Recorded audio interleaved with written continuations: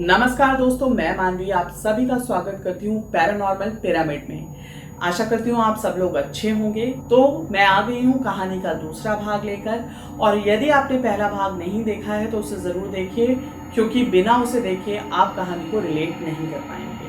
हमने कहानी छोड़ी थी कुलदीप की मृत्यु पे। जीतू की मृत्यु पहले ही हो चुकी थी और अब कुलदीप की मृत्यु हो गई, और दोनों के ही शव कुएं में बिल्कुल सेम तरीके से तैरते हुए मिले, पर दोनों कुएं अलग थे।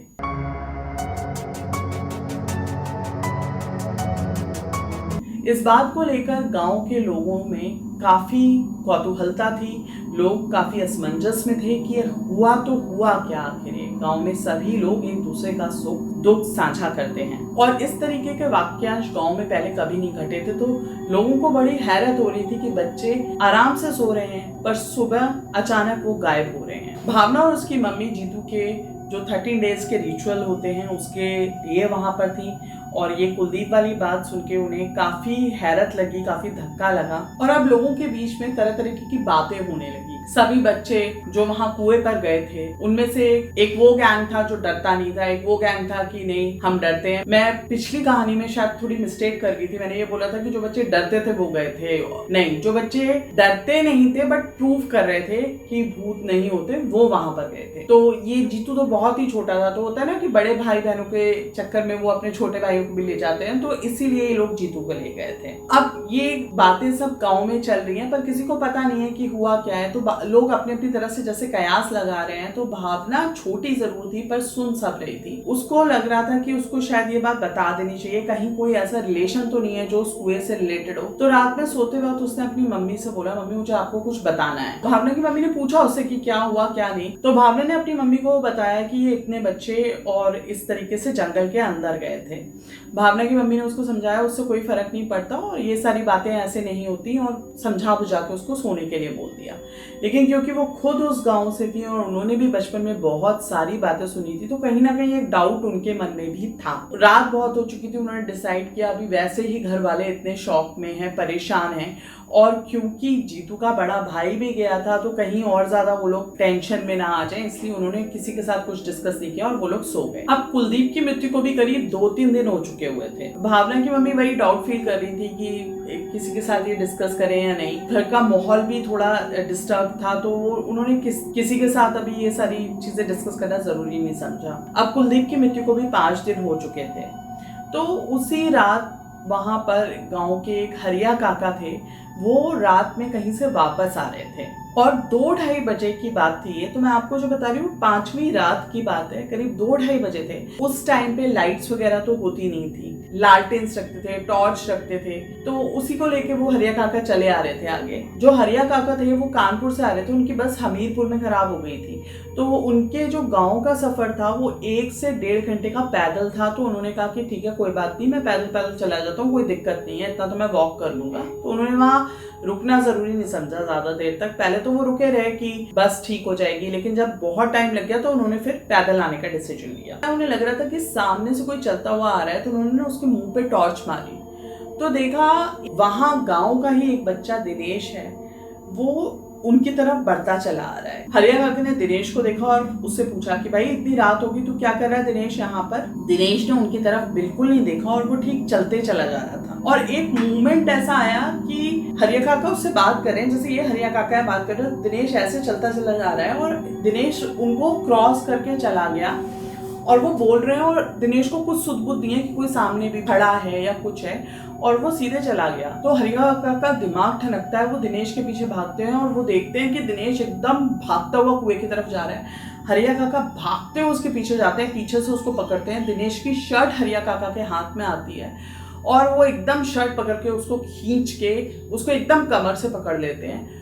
और उतनी ही देर में दिनेश इतनी जोर से चीखता है, इतनी जोर से चीखता है कि पूरे गांव भर के सन्नाटे में उसकी जो चीख होती है वो गूंजने लगती है और चीखते चीखते दिनेश बेहोश हो जाता है। इस तरीके की चीख को सुनकर गांव में जितने लोग होते हैं वो उठ जाते हैं। इतनी दर्दनाक, इतनी तेज चीख थी कि लोगों को अंदर तक सुनाई दी थी। वो रात में उठते हैं, लोग टॉर्च वॉर्च लेकर बाहर की तरफ आते हैं, बाहर देखते हैं तो कुएं की तरफ कुछ लोग आते हैं और पता चलता है कि ऐसा कुछ हुआ है। उधर दिनेश के घर वाले भी उठ जाते हैं और जब वो उठते हैं तो देखते हैं कि दिनेश वहां पर नहीं है। उससे इतना घबरा जाते हैं, वो भागे भागे बाहर उसे ढूंढते हुए आते हैं और उधर ये सारे गांव में बात फैल जाती है और सभी कुएं पे इकट्ठे हो जाते हैं। हरिया का सबको कहानी बताते हैं कि क्या हुआ था। उसके बाद दिनेश को उठा के घर पे लाया जाता है। गांव के भी सभी लोग साथ में उसके घर तक जाते हैं। रात के करीब 2:30-3 बजे की ये बात है। दिनेश के घर में लोगों का तांता लग जाता है, लोग जाग रहे हैं, सभी जाग रहे हैं, दिनेश बेहोश पड़ा हुआ है। ये सारी खबर भावना के घर तक भी पहुंचती है और अब भावना की मम्मी से रहा नहीं जाता। वो रात में भावना को वहीं उसकी मामी के पास छोड़ के अपने भाई को लेके दिनेश के घर पे जाती हैं और उधर जाके वो सारी बात बता देती हैं कि ऐसा ऐसा भावना ने उनको बताया, ये कुछ बच्चे थे, ये वहां उस कुएं पे गए थे। क्योंकि कई लोग उस चीज को मानते थे और बहुत जो पुराने टाइम के लोग हैं उन्होंने वो सारी चीजें फील भी की हो। कई बार होता है ना, आप अपने बुजुर्गों से चीजें सुनते चले आ रहे हो कि ऐसा हुआ था, वैसा हुआ था, लेकिन आपने खुद कुछ नहीं देखा है तो बातें ही रह जाती हैं, लेकिन लोग उसकी हकीकत को जानते नहीं है। वैसा ही कुछ था और अब भावना की मम्मी ने सबको सब कुछ बता दिया। अब सुबह के 5-6 बज जाते हैं। दिनेश की माँ का रो रो के बुरा हाल है, बच्चे को होश नहीं आ रहा है और उसको अस्पताल ले जाने की तैयारी कर रहे हैं। गांव में अस्पताल भी नहीं होते, डॉक्टर जो हैं, वैद्य जो हैं वो आते हैं, उनको भी कुछ समझ में नहीं आ रहा है कि इस लड़के को क्या हुआ है। तो ये सब अपनी तैयारी कर रहे हैं, लेकिन इस दौरान भावना की मदर ने दिनेश की मदर को सारी बातें बता दी। ये बात भी अब सारे गांव में फैल जाती है कि ऐसे ऐसे इन बच्चों ने ये किया है। सारे बच्चों को बुलाया जाता है तो बच्चों से पूछा जाता है। पहले तो बच्चे घबराते हैं, लेकिन अब सच खुल ही गया है तो बच्चे बता देते हैं हाँ ऐसा ऐसा है। और अब सबके पेरेंट्स को उनके लिए डर लगना शुरू हो गया है, जितने भी बच्चे वहां कुएं के पास गए थे। इधर दिनेश को होश आ जाता है और होश आते ही वो सीधा अपनी चारपाई पे उठ के बैठ जाता है।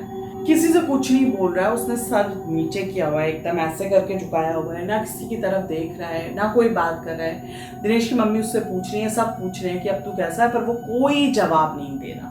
तभी कुछ गांव वाले जाके मंदिर से पंडित जी को बुला के लाते हैं। पंडित जी घर आते हैं और घर आने के बाद दिनेश से बात करना शुरू करते हैं, लेकिन दिनेश उनको भी कोई जवाब नहीं दे रहा। पंडित जी के लगातार पूछने के बाद भी दिनेश की तरफ से कोई जवाब नहीं आता। उसका सिर वैसा का वैसा झुका होता है। पंडित जी गंगा जल निकालते हैं और गंगा जल के कुछ छींटे दिनेश के ऊपर मारते हैं और जैसे ही वो दिनेश के ऊपर छींटे मारते हैं वो वापस से ही उतनी भयानक चीख में चिल्लाता है और पंडित जी को देखता है और इतना भयानक चेहरा पंडित जी ने आज तक किसी का नहीं देखा था, गांव वालों ने भी नहीं देखा था। दिनेश का चेहरा एकदम भयानक, उस पर झाइयाँ पड़ी हुई हैं और आंखों की पुतलियों की जगह सिर्फ सफेद गड्ढे हैं। पंडित जी फिर से एक बार उससे पूछते हैं, बता कौन है तू। दिनेश पंडित जी का गला पकड़ लेता है और फिर से चीखता है और वो चीख की आवाज ना आदमी की है ना औरत की है और सिर्फ एक ही बात कहता है, मैं इन सबको ले जाऊंगी, एक एक करके 5 दिन के अंतराल में मैं इन सबको ले जाऊंगी, रोक सके तो रोक ले। और बस इतना कह के वो बेहोश हो जाता है। और जो उसके गला पकड़ने की इंटेंसिटी होती है, अगर वो गला हार्डली 30 सेकंड तक और पकड़े रहता पंडित जी का, तो पंडित जी का राम नाम सत्य हो जाता। इतनी जोर से उसने पंडित जी का गला पकड़ा था। जिस तरीके की उसने चीख मारी थी, वो आवाज ऐसी थी कि जानवर तक परेशान हो गए थे। जो भैंसें वहां पर बंधी हुई थी वो बिल्कुल चीखने चिल्लाने लगी थी, जैसे कोई वहां पर आ गया हो, हिलने डुलने लगी थी। गाय, मतलब जानवर तक इतना डिस्टर्ब हो गए थे उसकी चीख की आवाज सुनकर, इतनी हॉरिबल थी। और इस चीज के बाद गांव में बहुत बुरी तरह डर फैल गया।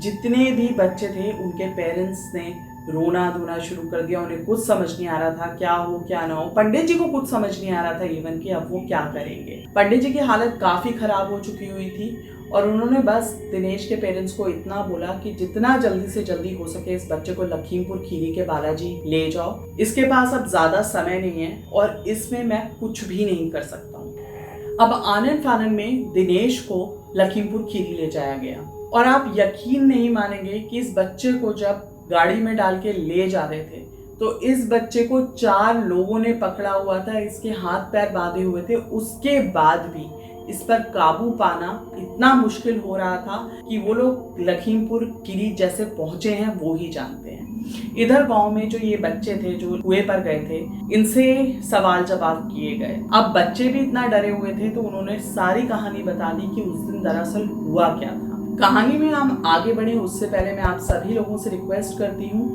अगर आपने मेरे चैनल को सब्सक्राइब नहीं किया तो सब्सक्राइब करें, लाइक करें, शेयर करें और बेल आइकन प्रेस करना बिल्कुल मत भूलिए। आपके जरा से एफर्ट से मुझे बहुत मोटिवेशन मिलती है, तो प्लीज इतना सा एफर्ट कीजिए।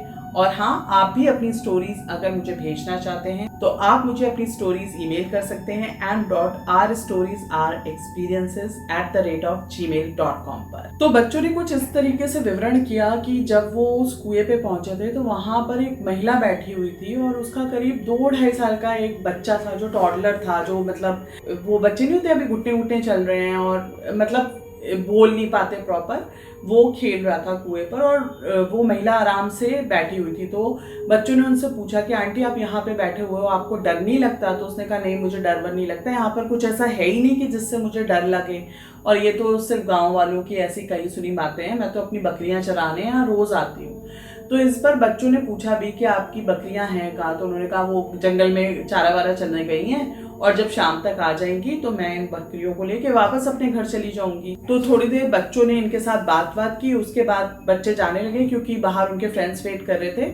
तो इस लेडी ने सभी बच्चों को 5-5 टॉफीज दी थी और उसने बच्चों से ये कहा था कि तुम इस बारे में किसी को भी मत बताना, अगर तुम किसी को भी बताओगे तो मेरे लिए थोड़ा सा मुश्किल हो जाएगा, मैं दूसरे गांव से आती हूँ और यहाँ के गांव वाले मुझे यहाँ से भगा देंगे। दिनेश ने पूछा भी आप क्यों नहीं चाहती किसी को बताना? उसने यही रीजन दिया था कि यहाँ पर भीड़ होगी, फिर ये लोग मुझे आने नहीं देंगे और मेरे लिए मुश्किल हो जाएगा, मेरा बच्चा छोटा है। बच्चों ने भी उन्हें प्रॉमिस किया और इस बारे में बच्चों ने भी अपने किसी फ्रेंड के साथ कोई डिस्कशन नहीं की। उसके बाद टाइम भी इतना नहीं बचा था, वैसे तो बच्चों से कुछ छुटा नहीं है, तो सारे बच्चे इधर उधर चले गए। तो इन लोगों की कोई डिस्कशन किसी बड़े के साथ तो होनी ही नहीं थी, बच्चों की भी आपस में नहीं हो पाई कि क्या हुआ था वहां पर कुएं पर। और उन्होंने ये भी बताया कि जब वो बच्चे जा रहे थे तो उसने उनको बोला था कि तुम यहाँ दोबारा आओगे तो मैं तुम्हें और भी सामान दूंगी और मुझसे मिलने आया करना। तो बच्चों ने उसको बोला ठीक है आंटी हम आएंगे, और वो बाय करके जाने लगे। तो उसने ये बोला कि तुम मुझे आंटी नहीं माई बोलो, और वो ठीक है माई करके वहां से वापस चले आए। जब लोगों ने ये बातें सुनी तो उनके पैरों से जमीन खिसक गई, क्योंकि जो कैलकुलेशन थी वो एग्जैक्ट वही बैठ रही थी कि हर 5 दिन में एक बच्चे के साथ ये हादसा हो रहा था। 5वें दिन जीतू की डेथ हुई, फिर कुलदीप की डेथ हुई और अब ये बच्चा जो दिनेश है इसके साथ ऐसा हो रहा है। तो उन लोगों को ये बहुत अच्छे से समझ में आ गया था कि ये 5 डेज के अंतराल में जितने भी बच्चे हैं जो कुएं पर गए थे इन सब की डेथ हो जाएगी अगर कुछ नहीं किया गया तो। उधर दिनेश जैसे ही लखीमपुर खीरी बालाजी के मंदिर तक पहुंचने वाला होता है, उसने गाड़ी में इतना तांडव मचा दिया, यहाँ तक कि वो लोगों ने उसको जो पकड़ा हुआ था उसने एक आधा के हाथ पे काट लिया, किसी को खरोंचे मारी, लेकिन बंधा हुआ था। लोगों ने भी पूरी हिम्मत से उसको पकड़ा हुआ था। उसके फादर थे उनमें से, मदर बैठी हुई थी और सारे ईश्वर का जाप किए जा रहे थे। जैसे तैसे करके उसे घसीटते हुए मंदिर के अंदर ले जाया गया और जैसे ही वो मंदिर प्रेमिसेस के अंदर गया वो एकदम शांत।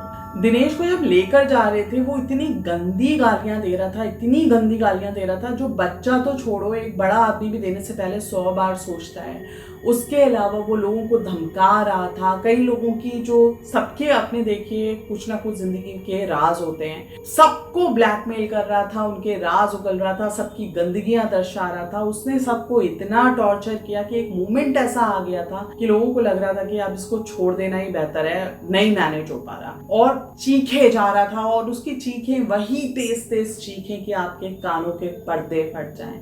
जैसे तैसे उसे खींचकर मंदिर के अंदर ले जाया गया और मंदिर के अंदर पहुंचते ही दिनेश एकदम शांत हो गया, बिल्कुल चुप। जैसे ही मंदिर के महापंडित जी ने दिनेश को देखा, उन्होंने सिर्फ एक प्रश्न किया, इसे मौत के मुंह से कैसे निकाल कर ले आए?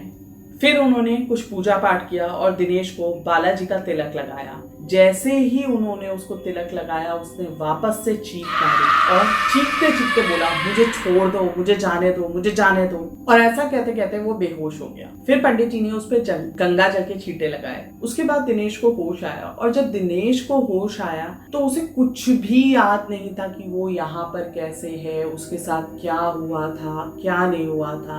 और वो बिल्कुल नॉर्मल बिहेव कर रहा था, बिल्कुल जैसे कि वो यहाँ कैसे है, वो सबसे पूछ रहा था। तो उसको थोड़ी बहुत चीजें उसके घर वालों ने बताई, पंडित जी ने बताई, और उससे पूछा कि क्या हुआ क्या था। तो दिनेश ने वो सारी स्टोरी रिवील की जो कुएं पे जाने वाली हुई थी। और उसके बाद उसने जो स्टोरी बताई वो कुछ ऐसे थी कि रात को वो माई उसके सिरहाने बैठी हुई थी और उसके सर पर हाथ फेर रही थी। जब दिनेश की आंख खुली तो माई ने उसको एकदम चुप रहने का इशारा किया, और उसे खुद नहीं पता कि क्या हुआ।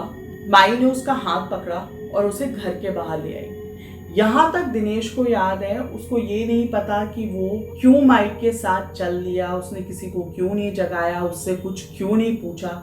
और इसके बाद दिनेश को कुछ भी याद नहीं था। और जब उसकी आंख खुली है तो उसने अपने आप को इस जगह पाया है। ये सब बातें होते होते शाम हो चुकी हुई थी। पंडित जी ने कुछ मंत्र पढ़ के दिनेश के हाथों पे कलावा बांधा, उसे कुछ सिद्ध किया हुआ पानी पीने के लिए दिया, और उसके बाद दिनेश के घर वालों को बोला कि ठीक है, अब आप इसे लेकर जा सकते हैं। उसी के बाद संध्या आरती वो शुरू होने वाली थी। तो दिनेश के पेरेंट्स ने ये सोचा कि चलो अब हम यहाँ पर आ ही गए हैं तो संध्या भजन जो है हम वो करके, आरती संध्या करके और फिर घर जाएंगे। लेकिन दिनेश ने जैसे ही शंख की आवाज सुनी वो एकदम से रेस्टलेस हो गया और उसने हल्ला मचाना शुरू कर दिया, नहीं नहीं अभी घर चलो, अभी घर चलो, मुझे यहाँ नहीं रुकना है, अभी चलो। और ये देख के उसके पेरेंट्स को फिर डाउट हुआ कि कुछ है, और इतनी ही देर में दिनेश ने अपना सर गोल गोल घुमाना शुरू कर दिया। क्या था दिनेश के अंदर जो इतना कुछ होने के बावजूद